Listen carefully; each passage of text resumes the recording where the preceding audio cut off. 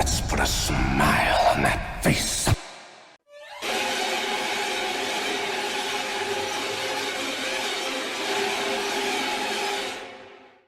So with my college graduation coming up pretty soon, I have an excessive amount of stressors going on in my life right now. So one of the ways I like to relieve stress is by consuming content that I normally love.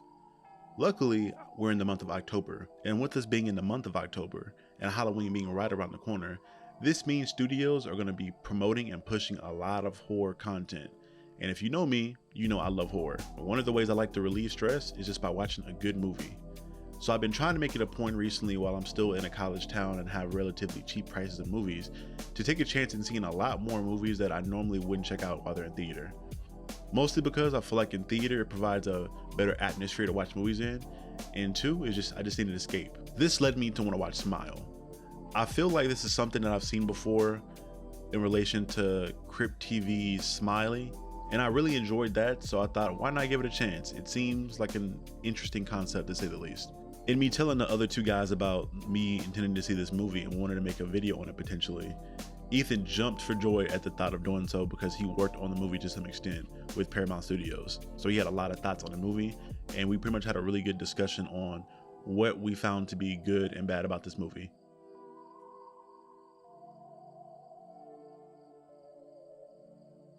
For one of the things that first ran out to me, and I put in my notes when I was watching it, is that the trailer really gave away a lot when it came to this movie. Mm-hmm. If you watch the trailer, a lot of the big shots and big moments of this movie were given away in the trailer. And that's something I really just don't like as an editor. Mm-hmm. You want to find your highlight moments, but you don't want to give away all your big moments. It got to the point that whenever I would see, I could literally recognize the scene from the trailer and be like, oh, something big's about to happen here. So it kind of broke the immersion a little bit for me. Like I didn't really have a sense of the atmosphere because I kind of knew something was about to happen. Right on. Right on. Yeah, it's funny. It's funny you mentioned spoilers because this is a full disclosure. At my job, I'm a copywriter and I work with Paramount and other studios and stuff. So I literally saw the entire. I didn't write the coverage, but I saw the entire coverage for this movie, and then I wrote a lot of promos and stuff like that based off of the information I knew. So I literally knew more or less this entire movie. Just written wise, I didn't see that wasn't based off the trailers. It's based off of just the actual seeing the script in a way. So I know what you mean. Where it's like it's hard to be as invested in a horror movie of all movies when you see the surprises coming. To move on to another big thing that stood out for me, the number like this. I typed it out in big capital bold letters in my notepad. It's loud. This movie is annoyingly loud. I'm in a theater and I'm thinking to myself, I'm like, is it just the theater speakers aren't leveled out? Or no, I realized throughout this entire movie, they do the most cliche thing that Otis would tear this movie apart for if he watched it, of just using loud noises and quick shots to try to scare you. Granted, it got a jump or two out of me because it would have the most random cuts for no reason. Random. Like hard cuts, random cuts. There'd be no build up into them. It'd just be like, oh, you're having this conversation. Cut to her mom on the bed dying, or cut to this graphic. See, it was a lot. It was a lot when it came to the noise. Yeah. Like it got to the point, like even like immediately starting the movie when they're going through the title card, it's just loud for no reason. There's no build up into it. It's loud and then it stops and then it gets into a really quiet, somber shot. Right. And I told you, I warned y'all that I saw this movie, knowing what I knew, and I jumped for like the first time in 20 years or what have you in the movie theater. I jumped back at one point, and it's not like it's a really scary moment necessarily. It's just because so much stuff is happening all the time. It's like eventually something's gonna catch you off guard. It's like it's gonna grab you. So all the jump cuts and edits and stuff, it got me. It got me one time too. And it's random. They make sure that it's so. The idea, what I realized too, is you mentioned the noise, how loud it gets, and how everything just seems so bizarre and jarring. You're following the story of a person genuinely losing their mind and having a psychotic break. And that's kind of the whole point. This spirit causes you to have such a massive meltdown mentally that you just don't know which way up is. And that's, I think that in a sense, they're trying to do the same thing to the audience, but you just feel so disoriented They use jump cuts, they use the sound, they use all kinds of other things to do it to you. I'm glad you said that when it came to feeling like everything was upside down. I noticed they kept having this same repeated shot of like the world, like they would do an inverted shot. Yeah. And in my head, every time I saw it, I'm like, okay, what is this supposed to be alluding to? What is the metaphorical reasoning for having this upside down world shot? Because in something like Candyman, when they did that shot a lot, it made sense because you're like on the underbelly of the world and it's kind of showing how the ghettos are being inverted into these skyscrapers. Like it had a metaphorical meaning there. Right. For this movie, it felt like, so again, this is another thing in my notes where it felt like shots were wasted and didn't really make sense in where they were placed. It felt like they would have multiple like long shots that wouldn't really build to anything or didn't really contribute anything to the movie itself. Mm-hmm. Yes, it's so there's two things real quick. The reasons I think that they may have used that inverted, because they use it a lot, they do use it quite a bit, that inverted shot where it's upside down. The first thing is, I do think it's meant to, on some level, to disorient you, to make you feel off. Anytime that's done, that's kind of become a trope in storytelling, to have it where it use an upside down shot or anamorphic lens or a fisheye angle lens kind of thing. Those things just make you feel unsettled as you're watching them. Happens all the time. But the other thing that I think the reason they had the inverted shot, oftentimes it's not just an inverted shot, you're also kind of floating around and like hovering almost like a ghost. Mm-hmm. I think what they were trying to do too is almost show you, in a sense, the perspective of this creature that's kind of almost hunting her down or hunting anyone that encounters it down, in a sense. Almost like you feel like you're preying on something. So I think that may have been part of it too. I could see that. The only thing I'd say, not even in rebuttal, because I'm not even challenging that at all. I wholeheartedly agree. But when it came to her being hunted, for me, it didn't feel like there's any sense of presence throughout the movie when it came to the demonic spirit or whatever else you want to call it. She would go through long stints of like research and talking to people, and the thing would just not appear or wouldn't affect her at all. And then it'd just be random as hell, where it would like affect her a lot at one point, or it would kind of do something brief. And I'm just like, okay, so if you wanted to feel like, because it obviously uses the same trope that a lot of horror movies have done in the past, most likely starting with The Ring from like the early 2000s, in which you have a time period on how long you're going to live before you die. Yeah. And if you want to use that, I wholeheartedly expect to feel like as time goes down, things are getting more grim and the characters getting more discombobulated. Yeah. Right. This one, it felt sporadic. If like literally when it got to the part later on in which her and Joel, the cop guy that she's talking to, they're driving to go meet, either going to or from the guy from Daredevil. Wait, the black guy. You know the guy, he was. Oh yeah. He's the one who says the famous line. This is a. but the bulletproof armor thicker than my dick or something like that. Was that right? Yeah. She says, she's like, oh well. She asked him like, how long do all the victims last before they die? Well, it's the longest they've gone before they die. He said 7 days, and some people don't make it past 4. She was like, well, today is my 4th day. I'm like, what the fuck? You're more than halfway through the week already? Like, it doesn't feel like that. Like, time's been flying by. Yeah. And no, I guess for lack of a better word, symptoms I feel like have really affected you to the extent of being on your 4th, where you're more than halfway through the thing. And he's just kind of like lingering. Yeah, because that's the thing. Like you said, it wasn't like it was more of a, it wasn't as much a slow burn. Like if you've seen It Follows, right? Or like you mentioned The Ring, it's a slow burn and it's a deliberate burn. In The Ring, they had a very cool framing device in that she saw the movie at the beginning of the film, the VHS tape. And there were like different things that happened on that tape. And as she was going through that week, she would see those things in real life, signifying that she was getting her clock was ticking down, right, further towards the end of it. And It Follows, it starts following her more and more and more as the film goes on. It's getting closer and closer to her, and more often she's having to deal with it.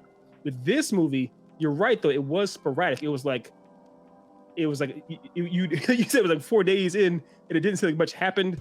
And then I guess you'd have one day where a whole bunch of stuff happens, and you couldn't quite tell when it was going to strike and when it wasn't. And on some level, that may be even more disorienting because you really don't know when or how to expect it. But at the same time, it can not be as engaging. You want some stuff that you do want there to be a burn, something that actually kind of keep you engaged with the movie. Right. So right. I feel you on that. On that same token, with the monster itself, I'm not the type to feel like I need to have a in-depth analysis on like a whole character Pokemon card of how this monster works. I don't need to know where it's from, but I do need to see some form of like consistency on what it's doing. For everyone else, it talked about like it torturing them and like bringing in people, like having to see people that from 20 years ago or random people. It only ever did that at the end. Like they kept making it a point to be like it's seeing dead loved ones and things of that nature, and you don't really get a sense of that until she goes home. I'm like, okay, because up until that entire point of the movie, when they made it a point to be for the original girl, the first girl that you saw in the hospital was like, okay, I saw either my dead father or my dead grandmother. Her professor before her said, okay, I saw my dead brother that died 20 years ago. They saw that throughout the time. It wasn't until like her last day when she saw her mother. Right. And they kept forcing the subplot of like her mother. I thought it was her being a drug addict or being on or having addicted to some form of drugs, alcohol, or whatever it was. But apparently it was her having mental health issues. I didn't know what they were trying to say there. Like to me, the film kind of lacked direction in a sense. Like you have the main plot of the monster, but then you have what seems to be a subplot you're pushing equally as hard with her mother's death, because that's the first shot you see in the movie. And then they make it a point to go back to that over and over again at different points. So I'm like, okay, this has to be significant to the plot. And it felt like they just built it up for no reason. Yeah, that was something that the person I saw with, that was the biggest issue he had with the film overall, was just that ultimately he wanted it to be a more nuanced way that the main character dealt with the monster, more or less. The big bad, like you're saying, it was a little undefined, which is fine, we get that. But as far as what it was trying to do, was it trying to prey on her guilt? Is that what it is? Well, in some sense, it did feel that way, I guess, with her mom. She felt guilty. She admitted it. She felt really guilty about that and all that kind of stuff. But that didn't seem to be the case with most of other people. Like it was like for the first girl, it was like her father and her mother, or father and whoever it was that she actually cared about a lot. The professor that killed himself, it was like his people, like his brother or whatnot, people he cared about. And sometimes they would see, like there was a really, really cool, compelling scene when she went to the attic of the dude, and it showed like he saw a pretty creepy picture of this like big smile, almost like a Joker smile, and a big black canvas essentially. And his wife, who's the widow, said this is pretty much exactly what he described seeing it as. And so it's kind of like they're almost like it's different accounts of what this creature thing is. It's usually in movies like this, they try to get more. You start off pretty vague and you hone into a more consistent thing. With this film, it didn't really seem they were getting closer to a real defined idea. It seemed like it's kind of just like what each person has a very different creepypasta that they're telling a story about. Which again, I can understand if they're trying to have it so you catch you off guard with it, but in terms of a through line or coherent storytelling, it can be a bit jarring. Right. This felt like I thought about this halfway through the movie. It felt like a really long creepypasta. I don't know if That's what I thought. Not creepypasta, but that too. But a Crypt TV episode. I don't know if you know what Crypt TV is. I do know Crypt TV. Yeah. Yeah. A friend of the show, Eric Prochnow, was in Crypt TV. Yeah. Oh, that's dope. Hell yeah. They do good work over there. Obviously, a lot of their stuff to me is better than the thing I just saw, but it felt like a really long short because it felt discombobulated and lacked direction, and it felt like things weren't cohesive. That's an interesting way to put it. Yeah, you said a long short. I feel like that may be what it is. This was probably a really cool short film. Our idea for a short film that got extended. Because if you can imagine that the idea of like smiles, that premise, right? That concept of smiles. I mean, how creepy can a smile be? A smile can be really, really creepy. So I mean, just if you have a really short film like that could be amazing. But making it this long, because it was like 2 hours or so roughly, it may be a bit thin of a premise.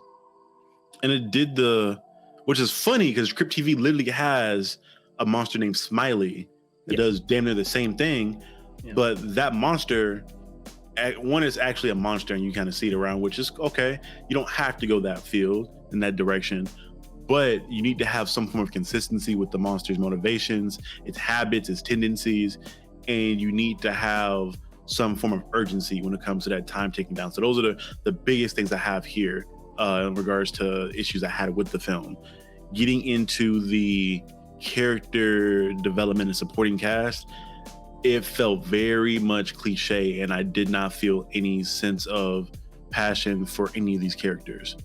Normally, when it comes to really good horror movies, you make me feel something for the character or even the side like the sub characters. I should like them to an extent or feel some type of way about them. A-Train, I felt like he was just A-Train the whole time. Like he wasn't as much of an egotist as A-Train, but he still wasn't likable. He wasn't a likable guy. He felt like just as much of a narcissist in this as he did in The Boys. He's definitely he is a narcissist. He's a narcissist, but he's not. At least it does show him with his wife at the beginning. For those who don't know, A-Train plays the main character's wife. I'm sorry, A-Train plays the main character's fiance or husband or fiance, that's boyfriend.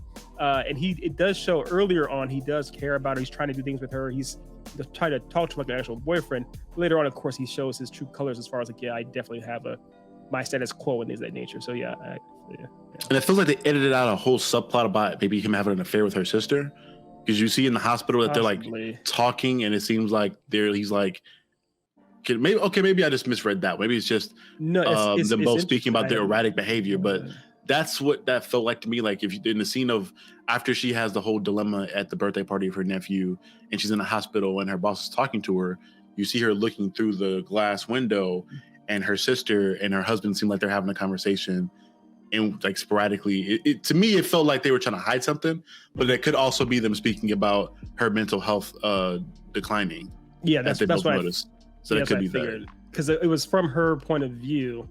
And I think that in that particular scene, what I think they were trying to do was they're trying to show her observing her, her fiance and her sister, more or less losing faith in her or seeing her as someone who's having a mental episode and everything like that. And she was feeling left out, feeling on the outside of this kind of thing. Which I think that does possibly tie into the themes of her mother. Which obviously ties into the idea of why she is who she is as far as the job she chose and all that kind of stuff. But it is interesting. You're right. It could have been. It did feel like there may have been some things, even though this movie is long, there may have been some things cut out of the film. Like, for example, there's a part, you mentioned the party when, what's his name? Not Whiskers. That's not his name. Mustache, right? Mustache, the family cat, gets killed. And it's pretty evident that what's her name? The main character? I remember her name. Rose. I was gonna say that, but I wasn't sure. But that Rose killed Mustache and then put it in the train box, gave it to her 8-year-old nephew for a birthday present. The thing about it is like we haven't seen this monster possessing people and killing them. This monster's MO is to eventually have you kill yourself.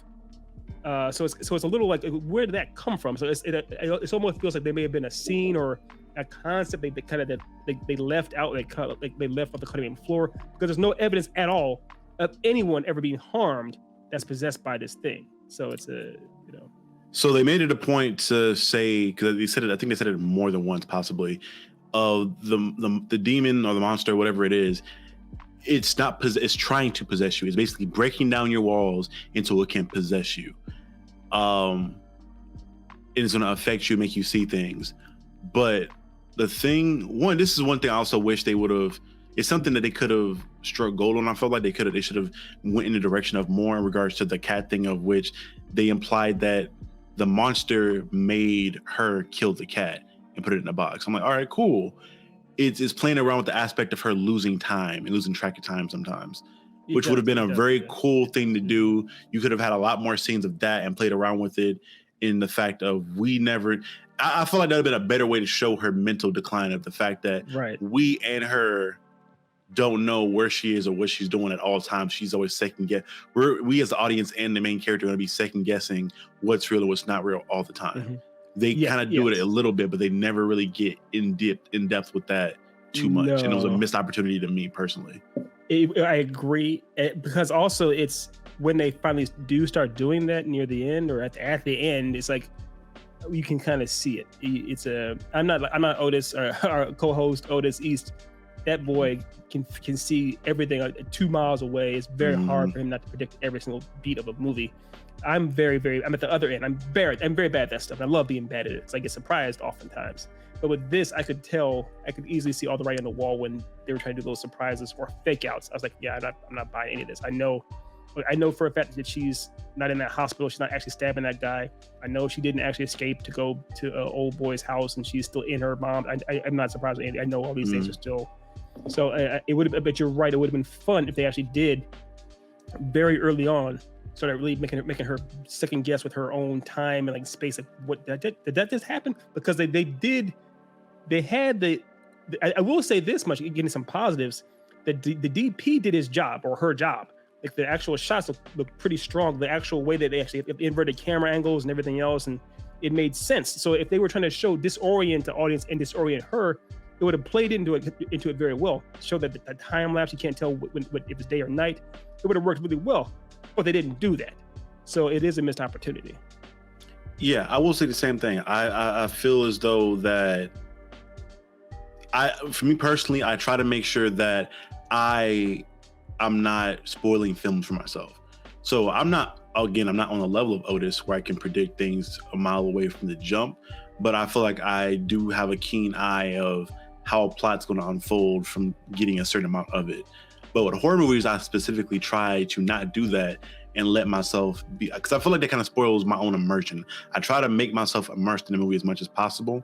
And if the movie can immerse me in it, that's even better.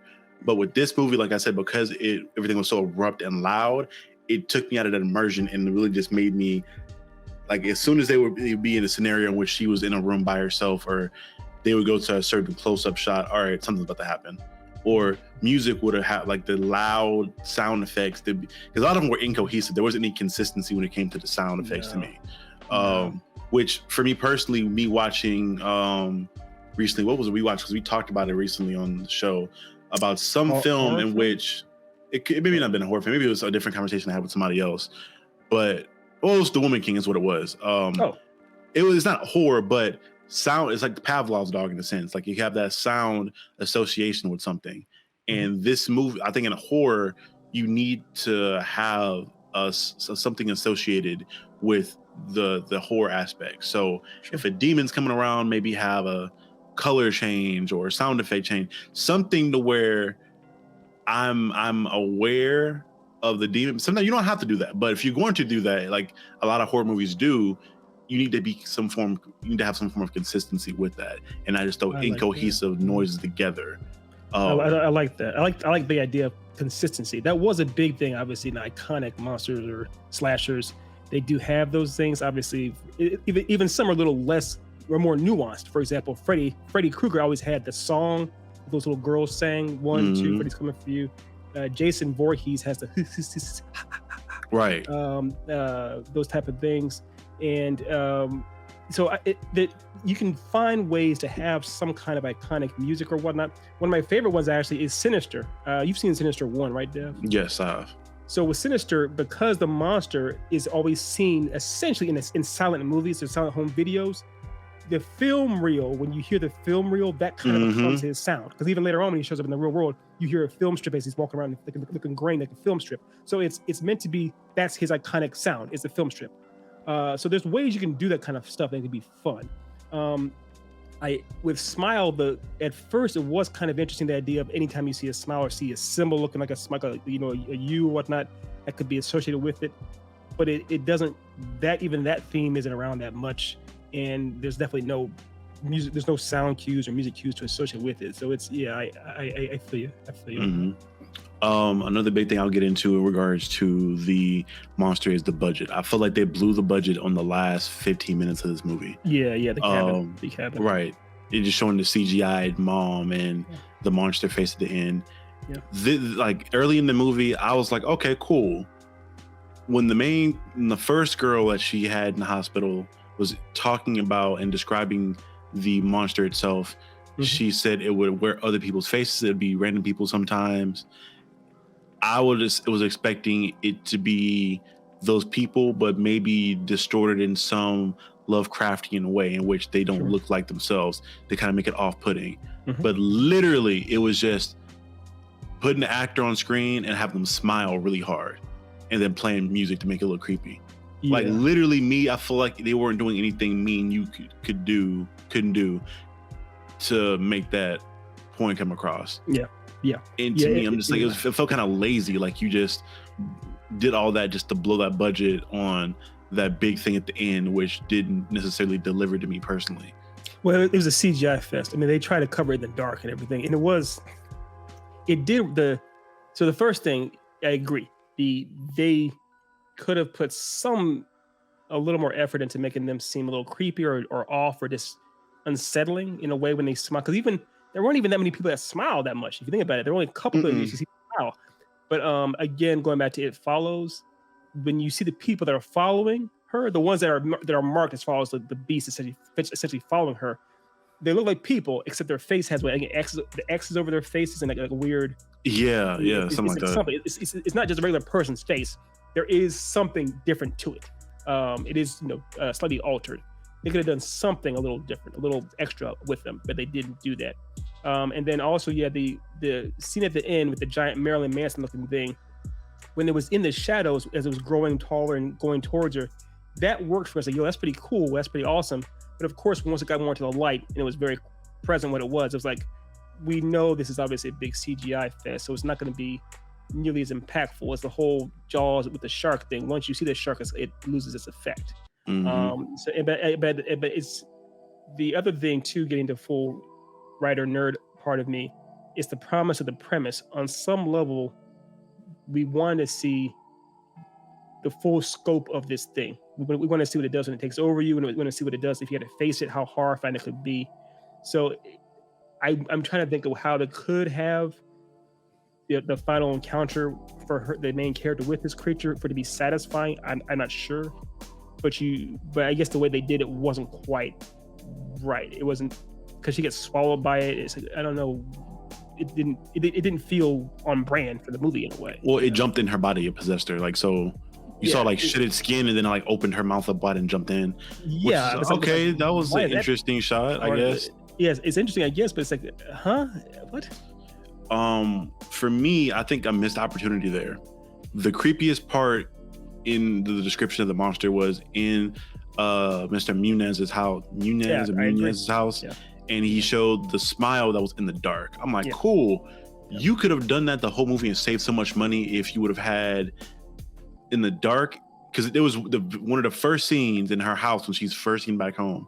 She saw the girl in the dark smiling at her. I was like, all right, cool. That was creepy.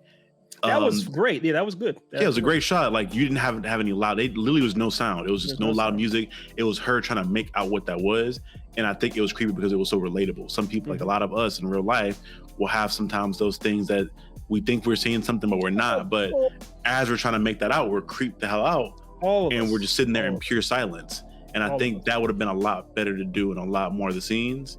And then you can throw in a loud jump scare every now and then. And I'm like, all right, cool. This horror tropes, but I think having a lot more smiles in the dark would have done this film a lot better.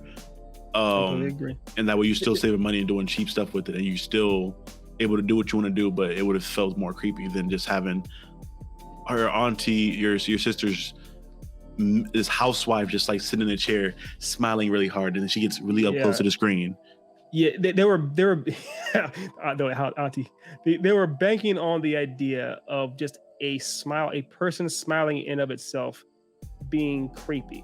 And it's like, okay, there can be something with that, but I think even with that person needs to be creepy in some way, or it has to be something about it that's unsettling, because as a person, any rando smiling isn't necessarily going to do that, especially if it's in a bright, well-lit room. There was the part at the end where her therapist, it was in her mind. No, was it in her mind? Yeah, I guess it was in her mind. It was in her mind, yeah.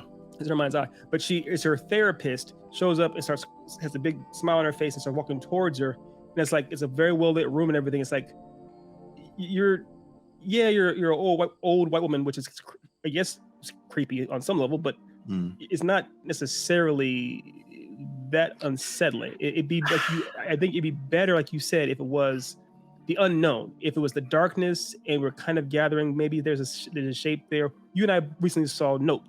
In Nope, there's a scene in the barn, right? Where we watching our boy OJ look out and he sees these shadows, and all of a sudden the shadows slowly start to move. And it's one of the creepiest things in the world. He's like, yo, what is that? You have no idea what it is. And it's enough to jar you up. And of course, we find out later on what it is. It's not nearly as bad, but it's the unknown. Playing with the unknown can be really creepy. If you have it where it's this dark shadow and all of a sudden she looks over and she sees this big white smile start to slowly come up, it's like, that's fantastic. So yeah, they could have done some other things, I think. Yeah, and I wasn't, that scene in particular with the therapist in the living room, that it started to kind of work because you had the smile and then it was offset with the demonic voice there. I felt like that voice, yeah, it should have, you should have had it talk more. Because she said that, again, I'm going back to I always keep going back to the first girl because the first girl was setting the tone in regards to the description, the tendencies and things like that. I'm expecting to see these things throughout the rest of the movie. She said that the thing would whisper things to her, horrible things to her. It said she would die. Cool. We saw one point where it told her she would die. Got that. But what else is it saying? What is it trying to do? In that one moment with the therapist, it was just like, hey, time's almost up. Okay, cool. That's it? That's all you got to say? I think that was the only time it talked to her until the cabin at the end, right? Mm-hmm. Yeah. Pretty much. And even at the cabin, it was just her mom's voice. For a lot, it was her mom's voice. Yeah. And that didn't really have much to do with, like, how are you trying to break her down to possess her? Because even in my mind, I'm like, all right, you're trying to break her down, but it doesn't feel like you needed to. Because when she overcame the stuff with her mom and her being a child, well, granted, that whole thing felt very simplistic and something to get over. Like, she got either you should have dealt with that a long time ago, or it should have been something you continue to struggle with. She kind of got over that immediately, really fast. And she struggled with it for 20 years and then got over it. I was 10, I had no control. Right. Cool. Why are you just now in this one moment randomly getting this courage to say this? And now it seemed like she had that courage to get over that, but I feel like it still didn't matter at the end because he just showed up and took her over anyway. So what was the point of you doing that? That's the thing. I agree, because she clearly had 20, I'm not sure how many years it was. It was around 20 years or so of baggage with her mom and PTSD and everything. But it seemed like she had dealt with that pretty sufficiently. And she was a therapist herself. She was really working on these things. So it seemed odd that they were trying to harp on that, like the one thing that they could focus on her biggest regret would of course be the way she handled her mom, and that could be the biggest thing for this monster to prey on. But it's like, hasn't she? It seems like she's dealt with that before, and it seems like then it does seem like she gets over it really quick at the very end, to the point where she's actually over it entirely.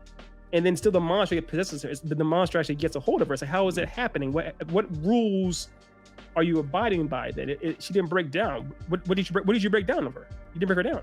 Mm-hmm. Another thing that I felt, I hate to sound like I'm just hating on this movie, but it's just the more you pick at it, the more loose strings you see, and the more you just have to pull them to unravel it. The very beginning, they tried to make it very apparent that she was working to escape whatever was troubling her. And if she's working 80-hour weeks and she's not going home and it makes it seem like she's sleeping there, why is her husband not having any issues with that? Does he not care about her? Is he not home at the same time? Why is that not a conversation they have, that she's working 80-hour work weeks for months on end and she's sleeping at the job and not going home? I'm like, your fiance should be waiting on you, or I question it to some extent. Well, I guess we don't know. Yeah, it make it clear that she overworked. She's overworked. She works herself a little too hard. They make it clear she spent the night at work the night before. But we don't know her exact schedule, how many hours she's working a week, and we don't know. No, they said it. The doctor said he said explicitly she was working 80-hour work weeks for 2 months. For 2 months. That's which is bonkers. I feel like you go crazy already. Because that's a lot for that to happen too. What would put you in that place? what would compel you to work that much? They're making this already. again, seeing that, it felt like they were trying to make it seem like the stuff with her mother was still troubling her to that extent to make her not want to be home. So I'm like, okay, if that's the case, why are we waiting a good chunk into the movie to really hash on that mom thing, and why isn't that a more prevalent thing throughout? If she's not going home and she's working 80 hours a week for 2 months. For 2 months, it almost seems there's something else. There's actually domestic problems, or her and her fiance are having issues. It's because also, like you said, why isn't he bringing it up? He doesn't bring it up. If he seems, when we first see him, he seems, happy to see her. They go out for dinner and stuff. It's like, yeah, wouldn't it be an issue, like, as far as like, yeah, can we talk about this? What's going on? It is weird. It is bizarre. That's another reason why I felt like they cut out a whole affair subplot. So I'm like, all right, cool. If they were having an affair, she did not want to be around them. Okay, that would make more sense if that was the case. But because there's no affair subplot, she's just working 80-hour work weeks to get over a thing that happened and when she was 10 that she would think would be brought up more in the beginning of the movie. And again, as a business, I feel like you're just losing money if you have an employee working 80 hours a week. But also, how effective are you? Because also she's a therapist. So it's, and I understand that they're in like a high security, or there's a security with this doctor's office and whatnot. But it's like, even ER doctors don't work 80 hours a week. You can't be efficient at your job working 80-hour weeks for multiple weeks on end. You're just going to break down. You're mush. What's going on here? The thing for a standard, I feel like for a standard therapy appointment, it's like an hour to like maybe 2 hours. At that, you're working 80 hours, and we know that you're not working in a private practice, so you're not having an unlimited amount of clients. You're only working based on the necessity of the clients. So you're telling me that there are so many people in that city or that area with mental health issues that they are going to the hospital for free counseling or state licensed or state provided counseling. I'm like, that's a bigger problem for the city, that we have that many people with mental health issues, which again, I feel like everybody should be going to therapy. I think that should be a required thing. But for this movie, it's not a required thing. And there's just so many people. 80 hours is a lot. That's a lot to be working and doing that. Yeah, I mean, I will say this much on that note. I can't remember what city she's in. It's like Seattle or something. I can't remember where it is. But I know, like in LA, then LA there's a major, with the homeless and then with all the mental hospitals closing down. If you were at a free clinic or whatnot with mental health, obviously, as one of the things you were trying to help, it is probably possible if you only had one therapist there, they could be worked that much. It's possible. But this facility seemed it seemed like it had a lot of staff there, and they were doing their job. This didn't seem like it was LA. So it seemed unlikely they'd be able to get 80 hours at a week. Also, it's just 80 hours. Think about this, Dev. 80 hours. Break that down. So an 8-hour day, 5 days a week, is 40 hours. Basically, she's working, let's say, 16 hours a day, 5 days a week, or you're going to slim it out somewhere else. If these are ridiculous hours, and there's no reality in which how do you even have a fiance in the first place? Dude, I just did the math. So they're obviously 24 hours in a day, and they're only 7 days in a week. So that's 168 hours. Half of 168 is 84.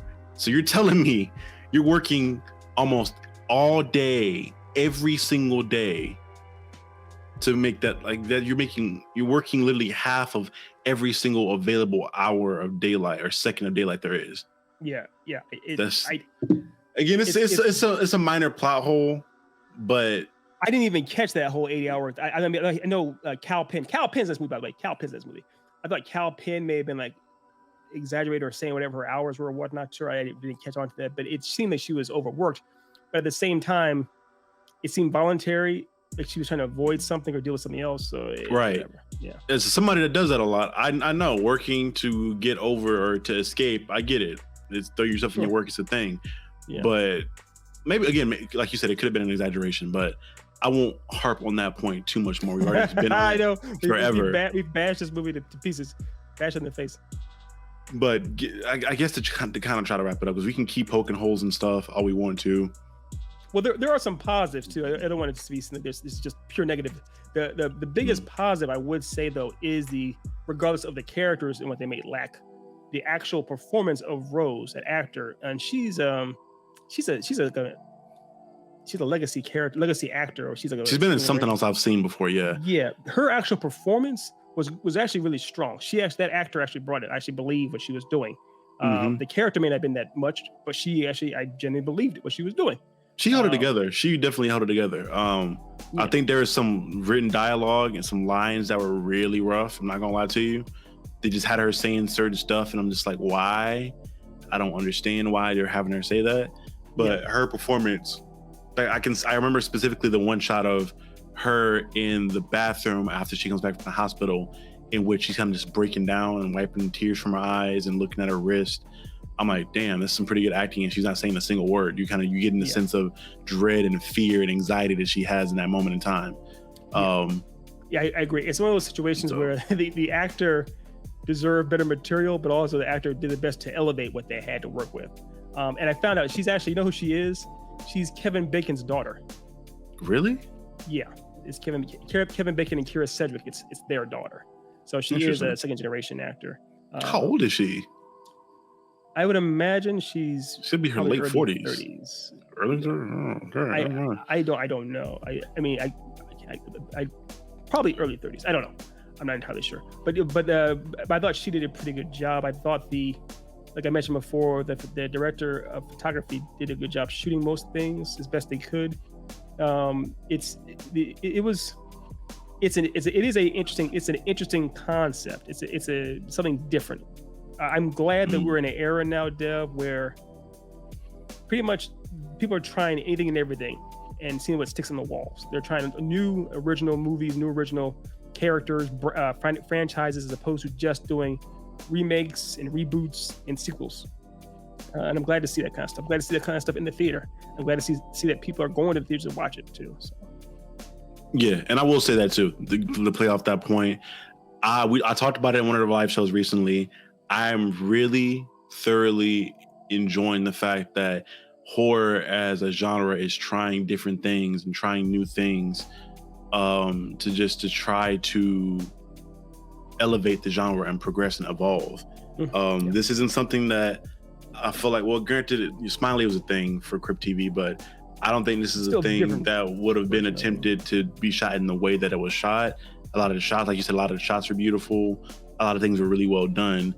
And I still would advise people to go see the movie for yourself and give your own thoughts for it. I'm never going to say never to see a movie. I don't think anything was that bad to say to not see it. I think you should form your own opinions on it.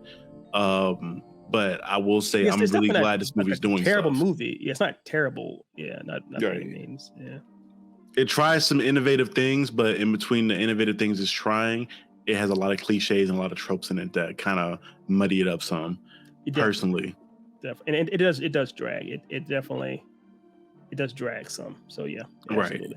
Right. Would I watch it again? Probably not. But I'm glad it was made, and I hope there is some progress made from this, and a lot of people get more opportunities because of this film. I will say that. I guess that's like my closing remark on it.